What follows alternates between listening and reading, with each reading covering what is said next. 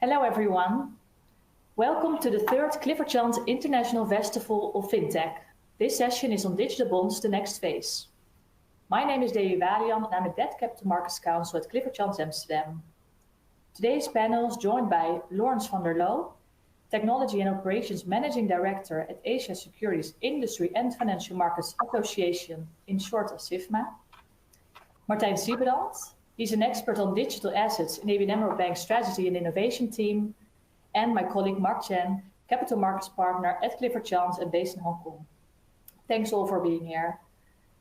So, big question, are digital bonds really the future? Over the past few years, we've seen an incredible focus on the potential benefits of using blockchain or the revolutionary distributed ledger technology, DLT, in bond markets.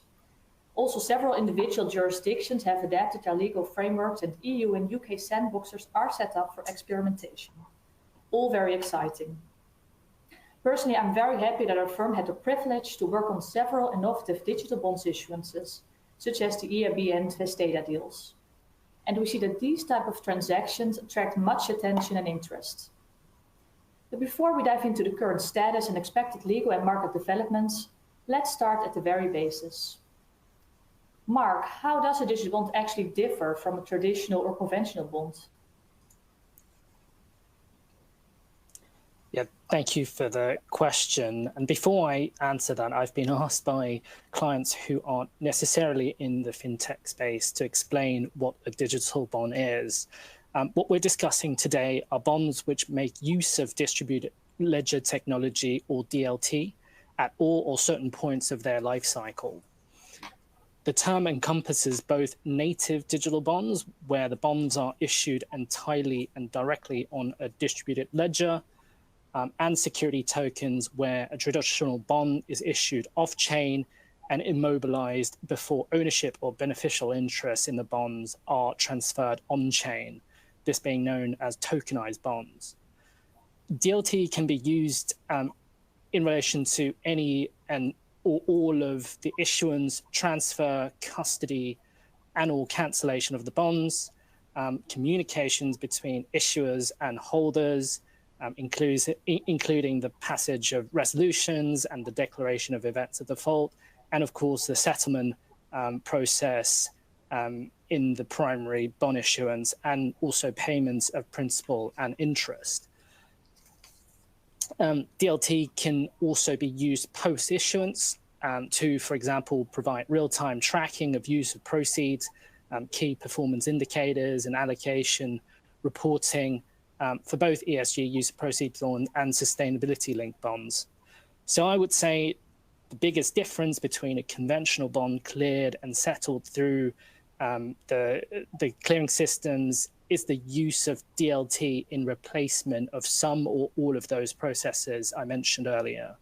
How different will depend on the structure and the processes that have been replaced. And I'm sure during the course of this session, we'll have an opportunity to discuss the differences in more detail. Thanks, Mark. You mentioned some clear distinctions, if you ask me. So, Laurence, what do you think are the legal advantages of a digital bond issuance compared to traditional bonds issuance? Martijn, perhaps you can thereafter jump in from a commercial perspective.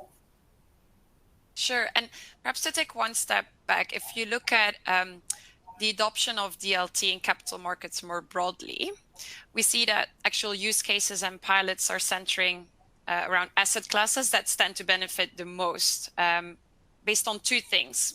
One, really, where there's a clear financial opportunity from efficiency gains or innovation. And two, those asset classes where there is the biggest market readiness for that innovation, where there's, for example, shallower liquidity, OTC trading, workflow inefficiencies, a lot of manual processes still. So if you look at those two drivers, you can see that obviously the fixed income market is set to benefit a lot from digitalization.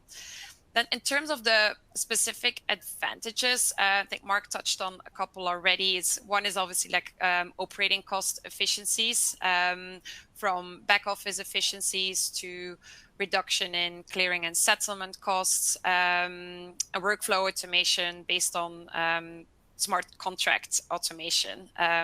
For example, in the case of a digital bond, you can have coupon payments being automated based on a common transparent ledger of ownership. Another advantage that we see is really broader market access through fractionalization that can reduce minimum ticket sizes, which can help broaden the investor base, but also open the bond market to smaller issuers and issuance sizes. There's some advantages in the secondary trading space as well, with 24/7 trading, improved markets, improved collateral mobility, and faster settlement cycles. And lastly, given that the blockchain ledger is immutable and transparent, it can help increase transparency and reduce the risk of fraud. So that's a couple of the examples of the efficiencies and advantages that we see. Martijn, what do you think from a commercial perspective? What would be a great benefit? Yeah, thanks for the question, and thanks for having us in the call. So I think that a lot of the benefits have been touched upon already. From a practical note, ABN AMRO has been working on 2 different transactions. One was with a mid-corp or unlisted company called APAC, and the other one was with Vesteda, which is normally a listed company. And we see also different benefits. So exactly what Laurence was talking about, also with the access to investors. For the mid-corp clients, they normally lack the investor base that is on the capital markets.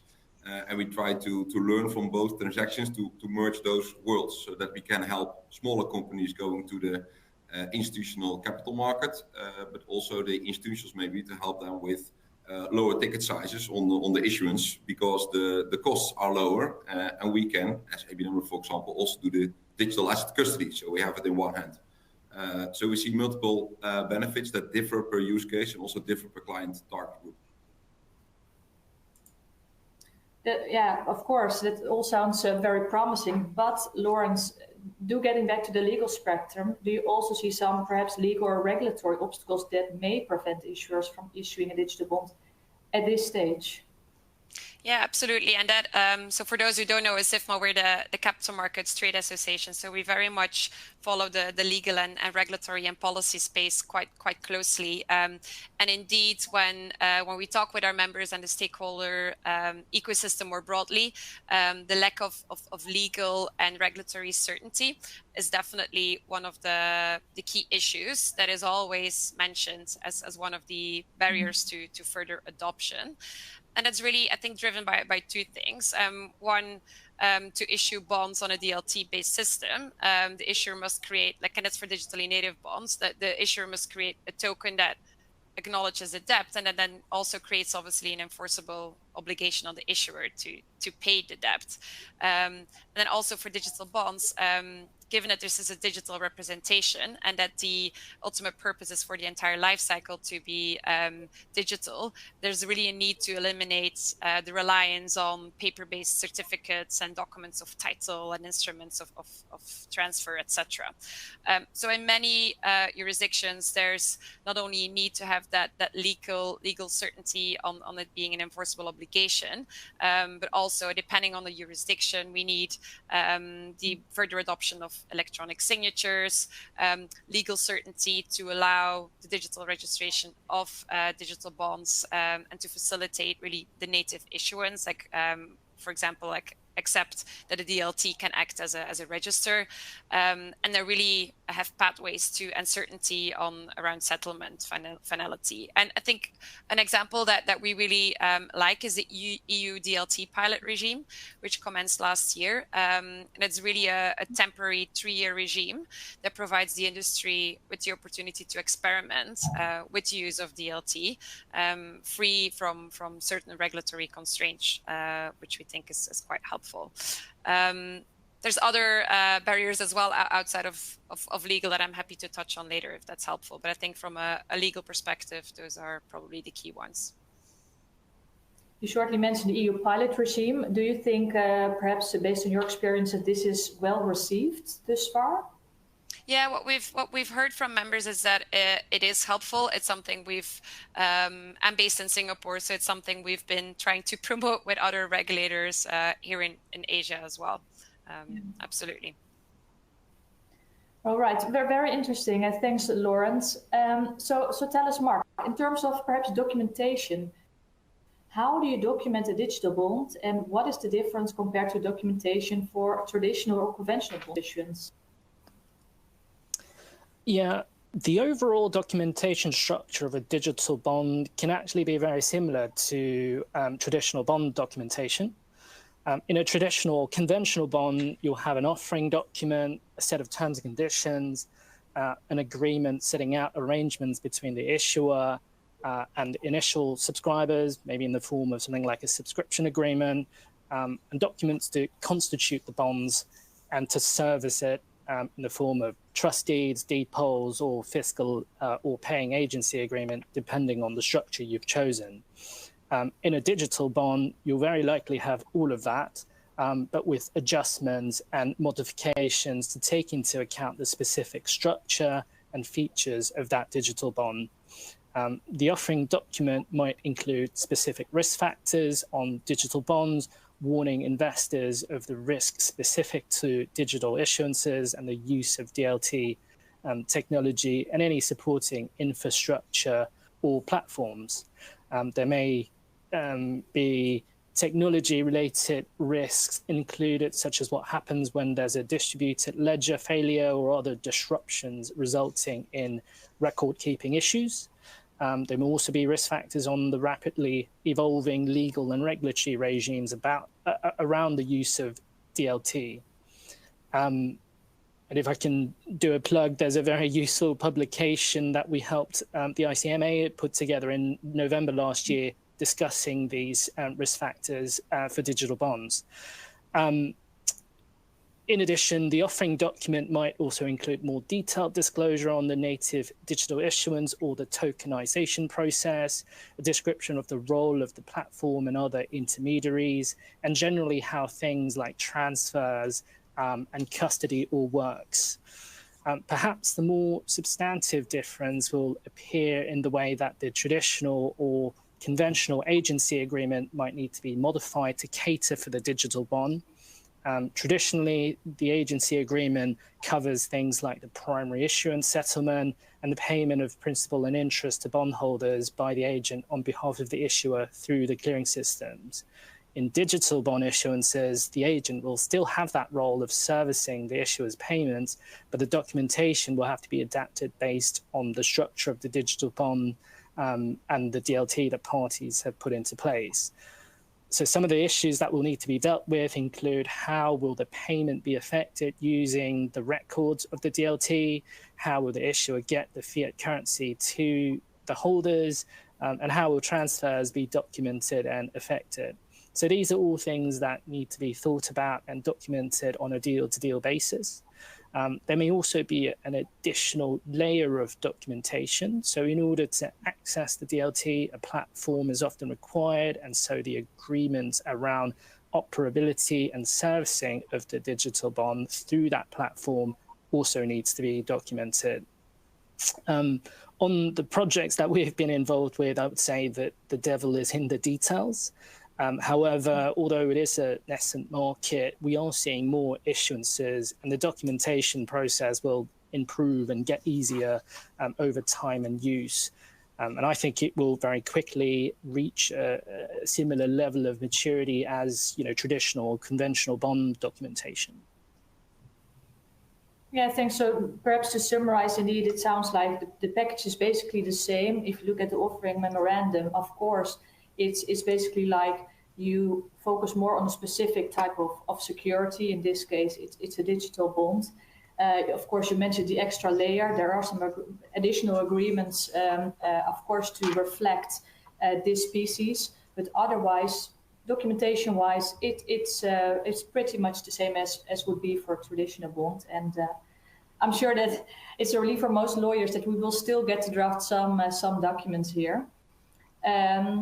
Martijn, are there any differences in terms of the development or readiness of the digital bond infrastructure and or perhaps market in different jurisdictions?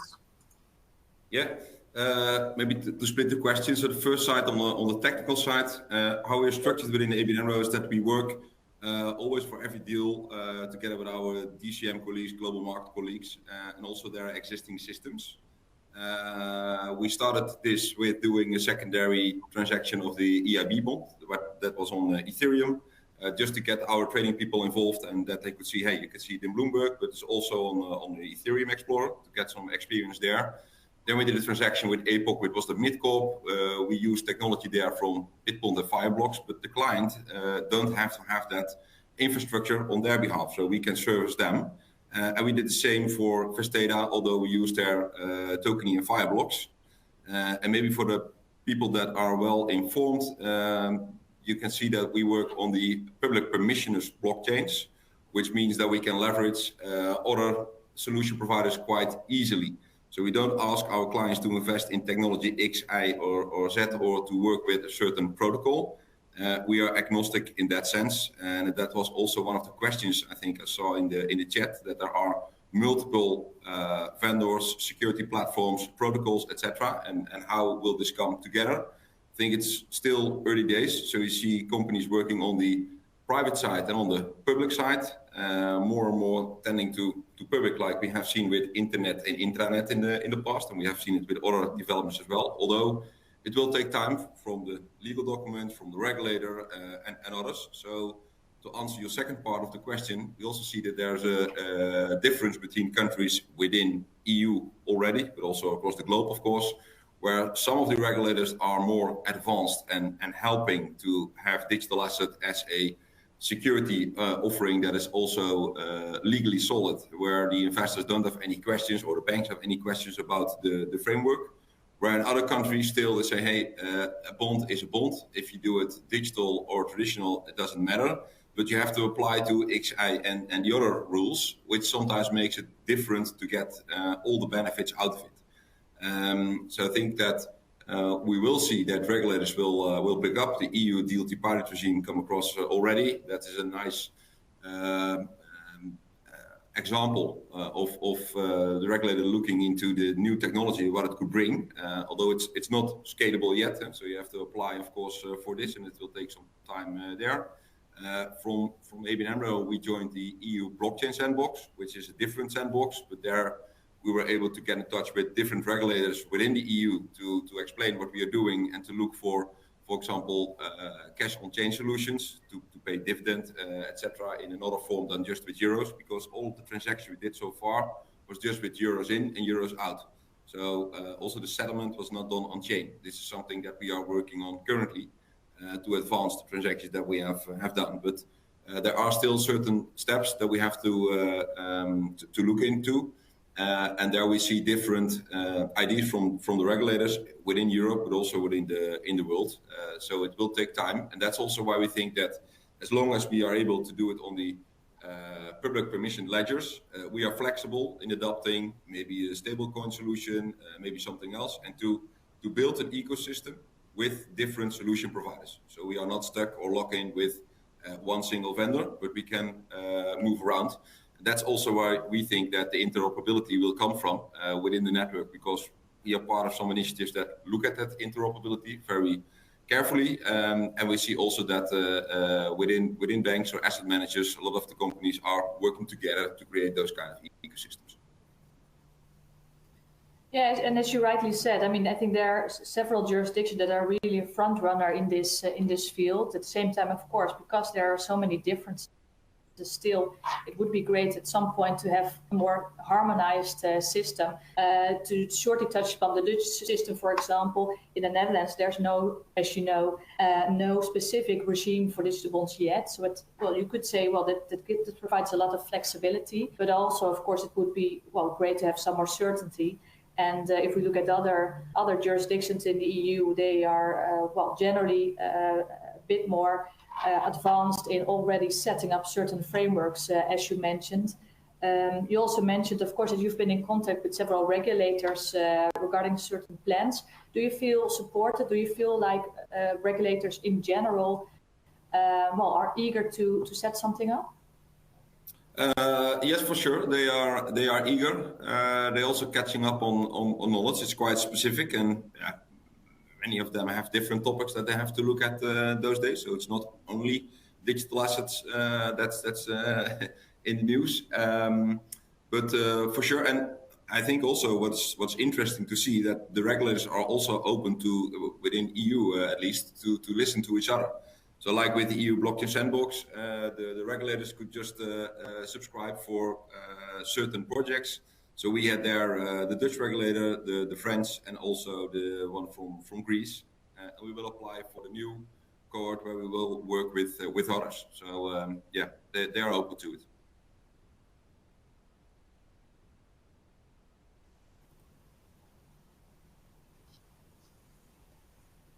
And Laurence, maybe you and I can chip in on the APAC front on the on the regulatory environment. Do you want to start? I mean, we've done a lot together on kind of speaking to government agencies together. Yeah, exactly. So I think I think we see a similar, generally supportive regulatory environment or attitude here in Asia. Just to give a couple of examples, here in Singapore, we're really supportive and excited about Project Guardian, which is driven by the MAS, but now has other policymakers who join as well, like the UK FCA and FINMA in Switzerland, and then a lot of industry players. And it's really a collaborative initiative amongst policymakers and the financial industry to really test the feasibility of applications and asset tokenization. And fixed income is one of the three pillars under Project Guardian, alongside asset and wealth management and FX. So that's very helpful. Then in Hong Kong, we have seen the HKMA did a number of things, actually. One day, they walked the talk themselves. They've actually issued 2 digital green bonds over the last year. So in February last year, they did a successful offering of a 800 million Hong Kong dollar tokenized green bond that was using the Goldman platform, which was the first tokenized green bond issued by a government globally.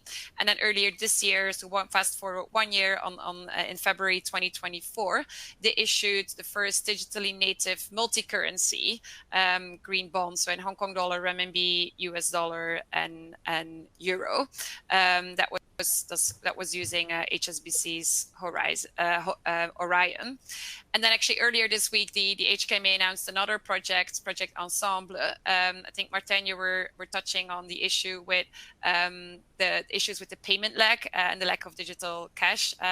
So one of the things that HKMA is doing with this new project, very nascent, is they want to create a new wholesale central bank digital currency project, like to render support to the development of the tokenization market. And it will really seek to build the pipes, like the financial market infrastructure, to facilitate seamless interbank payment of tokenized money. And they're very much doing that in a collaborative spirit as well. They're setting up an architecture working group with the industry, etc. So that's helpful. And I think otherwise in Hong Kong, the HKMA and the SFC, the securities regulator, they've been issuing guidance as well to regulated intermediaries on the incremental requirements that they need to be aware of when offering or dealing tokenized securities. And what's been helpful in Hong Kong specifically is that they've now clarified that the fact that if an asset is a duck,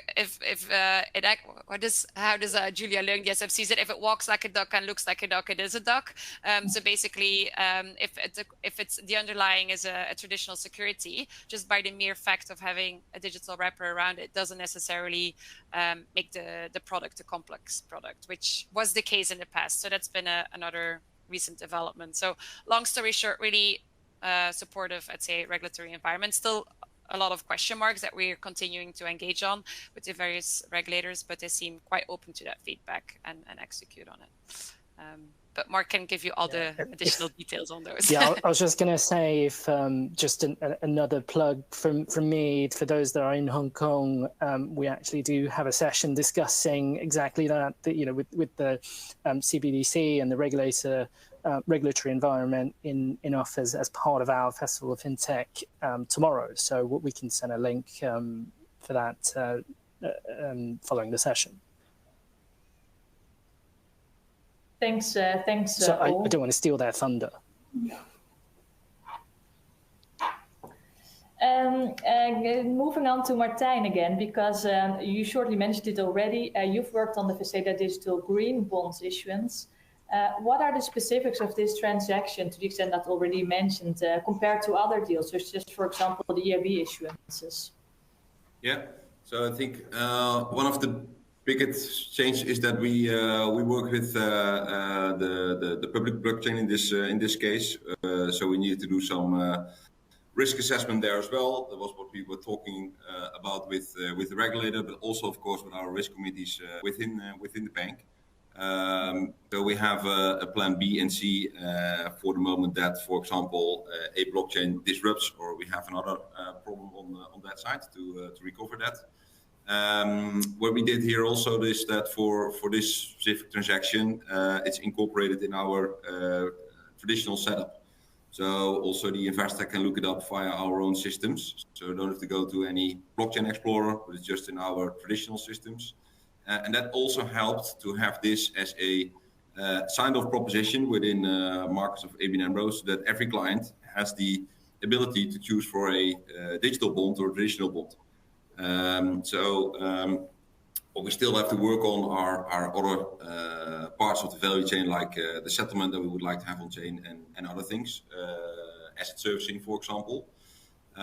What we did here as well is that we tailored this one via the digital green framework from Vesteda. So the proceeds are used for the sustainability aspects of Vesteda. And also what we did is that within our setup, we also took care of the custody of the digital asset on behalf of DK Bank, who is the investor.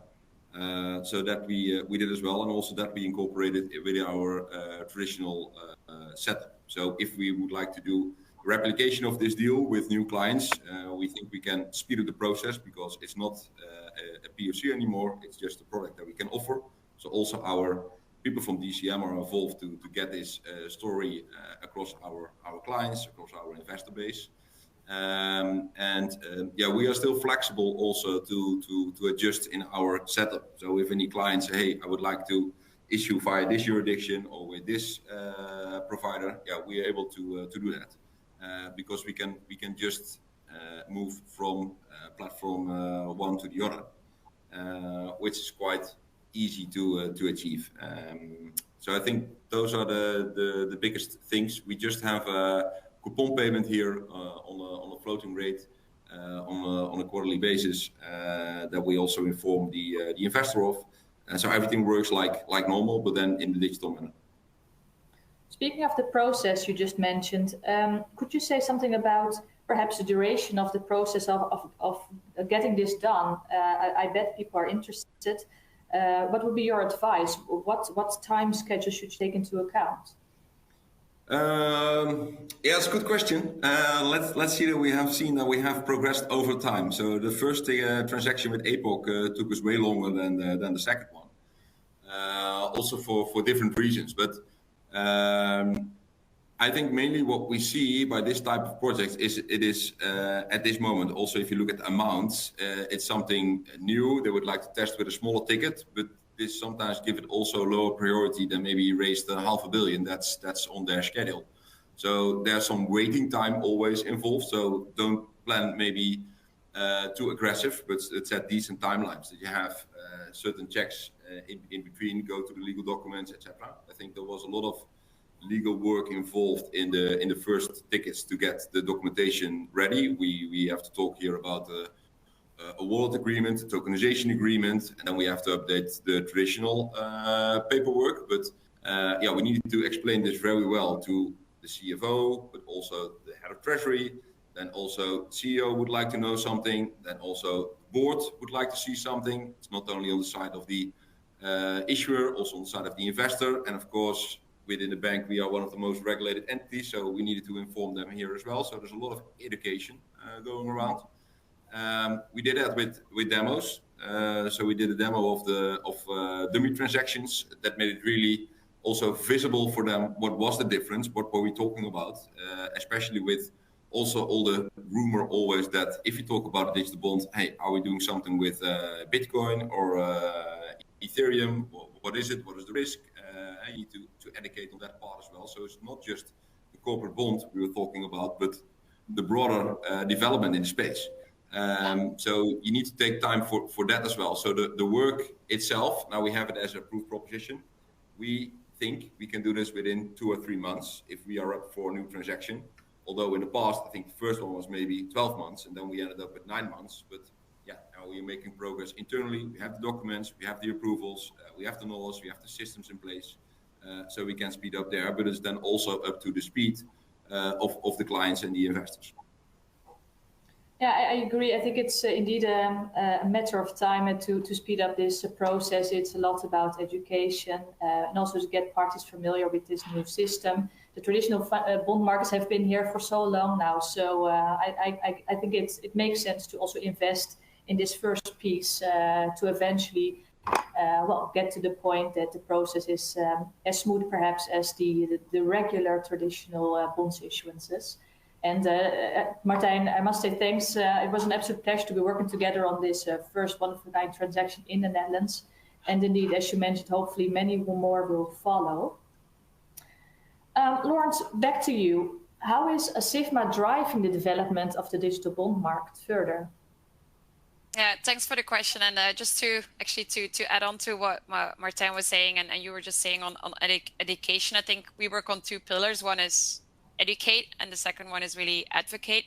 So on education, I think, so we're a regional trade. In Asia, we have sister trades in Europe and the US as well. But here in the region, we were really the first one back in 2019, the first trades who really started doing deep dives into the benefits and challenges and gaps around tokenization. We've been issuing various thought leadership pieces since then on how the tokenization lifecycle, for example, like differs from the traditional securities lifecycle, and we've been doing a lot of education of the industry, of regulators, etc., on the back of that. And then more recently, we took it a step further, and under our global umbrella association called the GFMA, the Global Financial Markets Association, we published a very extensive, if you have the time, I think a 180 report on the benefits of DLT in capital markets, with one of the use cases really being fixed income. And Clifford was one of the co-authors of that report. So we're grateful for that support. And again, on the back of that, we've been having quite detailed conversations with the regulators across the world and international standard setters alike. So it's very much educating and then advocating on what are some of the legal and remaining blockers globally, but then also jurisdictional specifically. So that's really how we try to do our part. Great to hear that ASIFMA is willing to invest and pioneer in this innovative space. And I think the good thing about digital bonds is, I mean, if you look back, I would say that 2 years back, it was still, super new. At least since then, I think more and more parties are super interested in finding out what are the benefits. And at least in my experience, there is a lot of discussion going on about implementing this new structure. So again, great that ASIFMA is also playing a great role here. I would like to shift our focus towards the future, and let's go around the table. All of you, but not at the same time, please. What is, in your view, the next step in the developments of this new market? For example, what would need to happen to grow this market further? And what are your expectations for the future of the digital bonds market? Perhaps ladies first again, Laurence? Thanks. I'm positive and I'm optimistic. So I think, but it's not going to be, everyone's not just going to rush overnight and move from traditional bonds to digital bonds overnight. I really think it will be a phased evolution and it will be a complementary DLT-based ecosystem existing alongside the traditional ecosystem. In terms of what still needs to happen, in the GFMA paper we just mentioned, based on many conversations with our members and the regulators, we think there's 5 things that need to happen. So we have 5 calls for actions that actually address some of the blockers that we've been discussing on this event. One is really the need to harmonize global regulatory and legal frameworks and provide the legal clarity that is still needed. Secondly, in response actually to one of the questions on the chat as well, around the fact that it's a very fragmented ecosystem, there's really a need to build interoperability between legacy infrastructure and DLT-based infrastructure, but also across DLT-based infrastructure. And again, because there's a lot of digital islands already, but I'm hopeful. If you so just anecdotally, right? If you went to a conference a couple of years ago, everyone was talking about their own amazing ecosystem that they were building. Now there's really all the talks are about interoperability and working together to pool liquidity, etc. So again, building that interoperability will be key, and pool that liquidity. And one thing that we will do at the GFMA and that we're embarking on is standardizing, doing some work around standardizing smart contracts, which we hope will help that interoperability and consensus on common standards. Then also, fourthly, the need to collaborate on the advancements of DLT and to promote new technical solutions. And lastly, which is probably not the easiest one to resolve, but really work on DLT-based payment instruments, whether it's CBDC, stablecoins, tokenized commercial bank money, to really solve for the payments leg. So we think if all these 5 issues are resolved, we'll be in a very good state. Martijn, what do you think? Anything to add? Other thoughts? Just wrapping my head around those 5. But no, I think that looking ahead, there's this distinction between the corporate bond markets and also more the private placements that are done currently as tokenized security. There we have maybe less legacy systems involved, and we have more free hand to connect the unlisted companies with institutional investors. So we think that market could grow maybe faster than on the corporate bond side, because we are still dependent of some players there in the security value chain.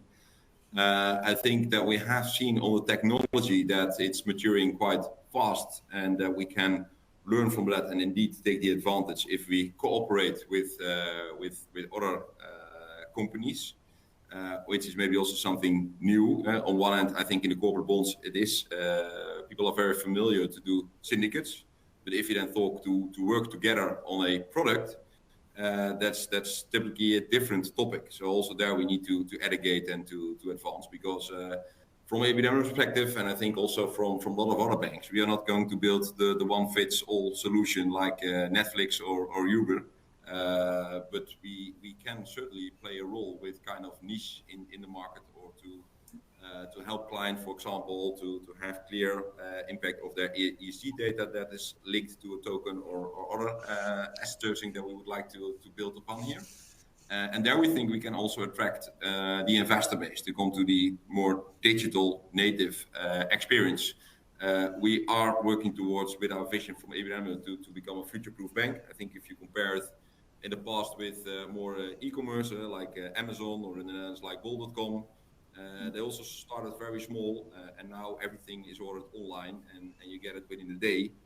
Where still, if you do a transaction in the traditional market for security, that can be set on a time of 5 days, which you can solve quite easily. But indeed, we need to have then the cash on chain. I think the difficult part for a lot of the players involved in that are so many different solutions. So if you look only on the cash on chain, I think you can come up with multiple.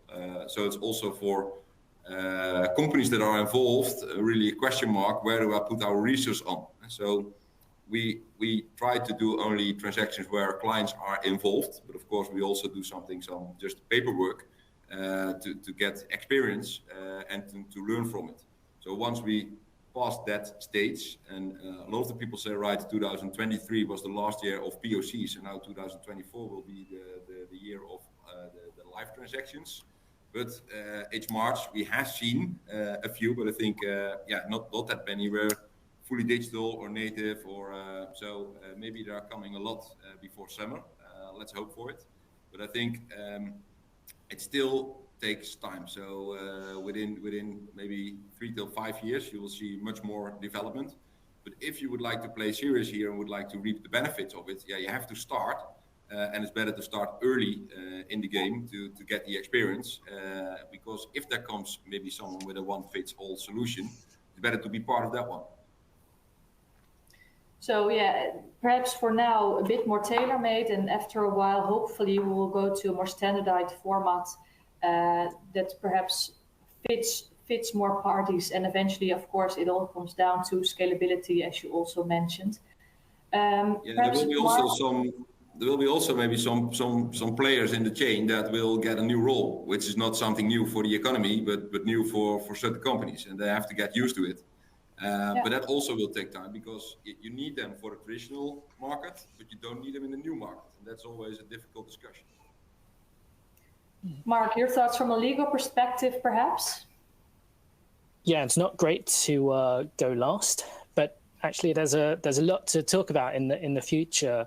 I think we touched on earlier the regulatory environment, and indeed many of the APAC jurisdictions are enthusiastically pursuing the kind of digital bond space and the fintech space. We mentioned earlier that the government, such as the Hong Kong government, has been very supportive and has made fintech its priority policy agenda, as has their counterparts in Singapore, really. So I think on one hand, we should expect supportive and legal and regulatory regimes, and then it will be up to the private sector to pick up the baton.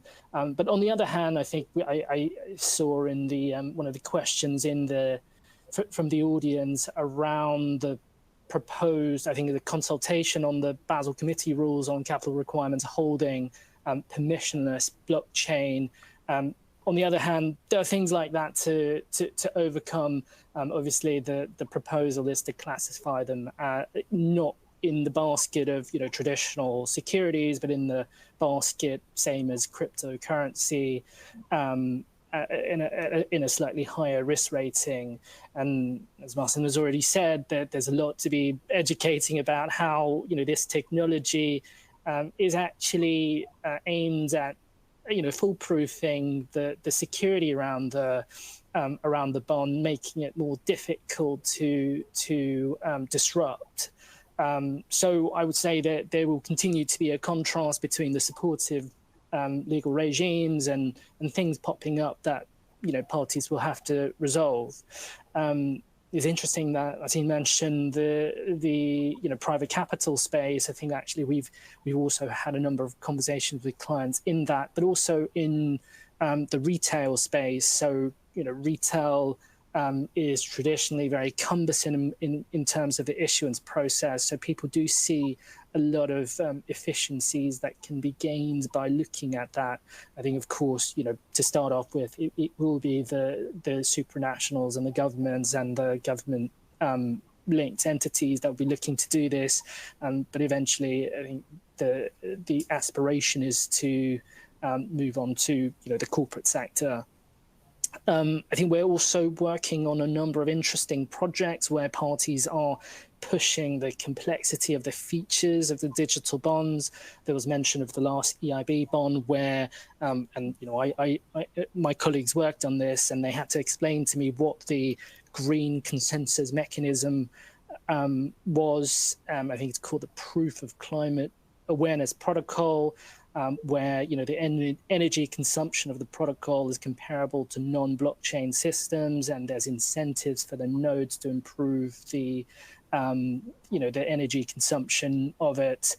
We're also aware of people working on digital structured products, and having to think about what to do when it comes time to physical delivery of collateral, things like that. So all very interesting. So those would be my kind of 3 points.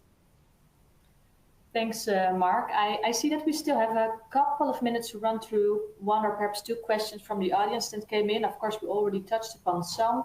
Perhaps one I just saw, and to the extent you can answer this question, Martijn, because you mentioned well, there's a great investor base and you talk with a lot of parties. But how would you say is the investor demand at this stage? Perhaps, compared to traditional digital bonds, is there anything you could say about how serious these investors are? Yeah, for sure. It's an excellent question. I think to get the issuer there is less of a problem. So the investor needs to be educated as well. And the thing that works is that if I have from innovation or digital asset perspective the link with the counterparts in other asset managers or banks that are also forming a digital asset team, and I can connect with them. And then I loop in our DCM colleagues and talk also with the traditional people that are working there on the traditional deals. Then we go together and then it works, because all of those companies have maybe 10,000 or more people. So they're not aware of every topic on the agenda of innovation or traditional business. So it's more or less family and friends at this moment that you have to build upon to have the network. Then from there you will grow, and you will also see, I think, if you look, for example, in Germany, there's really, they're going fast also with custody for crypto, with wallets and other things. So once people get experience on the technology on the side, even if it's crypto for personal use, they also are able to see earlier the benefits or how to use it within the traditional system. And that also helps. And there you see also that over time, it's easier to get them in. And also, every time we have done a deal and we announce something about it, mainly investors are also calling, can we have a session? What are the benefits? Can you give some explanation? And then, of course, it needs time to sink in. And then they come back maybe 2 or 3 months later, say, hey, can we maybe also jump on a deal if you have one? So it's not that they're all on the queue before our door, unfortunately, yet, but we see the demand is growing. And you also see the examples where you can do the hybrid versions. I think that maybe in Europe we lag a bit behind on the transactions we've seen in Asia. I think the one in Hong Kong with 750 million that was fully native is a great example, I think, of a lot of uptake there. And this will, of course, also take place in Europe, but it will take time, and it is now more bespoke deals, smaller tickets. So if we go for a ticket of 500 million, I don't expect that we, on our own as ABN AMRO, will get the full amount of 500 million financed in a digital form. But maybe we can find some smaller syndicates that we can work on. I'll stick with you for a second, because I'm looking at the questions and see another one that might be one for you. When you speak with these investors, do you also see them leaning towards a specific jurisdiction or perhaps area, or is it too early to tell? Like with the jurisdiction, I think we have seen that, for example, in the Versteden one, there was a German investor for Dutch bonds, so I don't think it differs really well from traditional investment. So we are capable to do it in different jurisdictions, not all, of course, but if it is something that we do traditionally, we can work on also to do it digital. Of course, we try to scale what we have currently to grow it there, but we have also the documentation ready to do it in Germany, to do German issuances. We have also the connection for France and for the UK, so we are capable of doing that as well. Let me recall the second part of your question was on. Well, it was because I saw the question on, well, if you see investors leaning towards a specific jurisdiction to maybe have the digital bond approved, we already discussed, of course, that there are several jurisdictions that really promote this product, but there are differences in how they treat the bond. So the one jurisdiction might be easier to access than the other one. So for I think it's quite interesting development that a lot of the people are now talking about digital assets, and we compare it with the traditional one, where some of the regulators say digital or non-digital, we treat them the same. But if you then go to an exchange, secondary market, we have to build all kind of stuff to be able to trade digital assets and security tokens. So that's quite interesting to me when we come at a moment for the pivot, that it doesn't matter if it is a digital or non-digital one. Thanks, Martijn. I'm going to the last question for this panel session.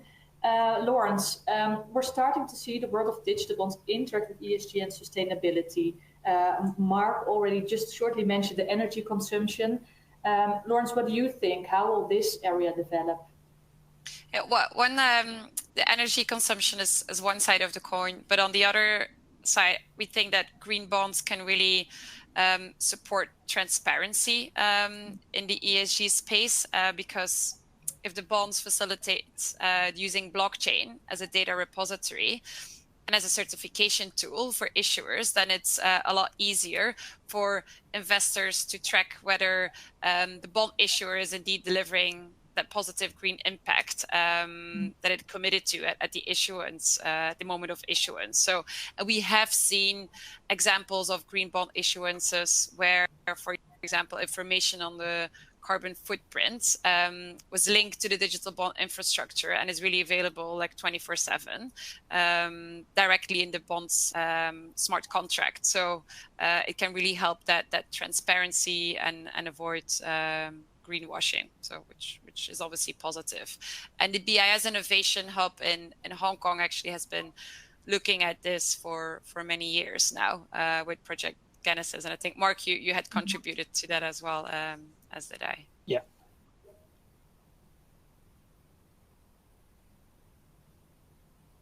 Well, great. I think it's personally, I think it's great that these two worlds come together. So the innovation of a digital bond and of course ESG, which is a topic for many years now. I think we could speak on this exciting topic much longer, but I think it's right time to wrap up. It remains for me to thank all panel members and the audience for listening. To the audience, we still have very interesting remaining sessions, so do take a look through a link that should pop on your screen right now, hopefully. Should you have any questions, please do reach out to us directly, and wishing you all a very pleasant day.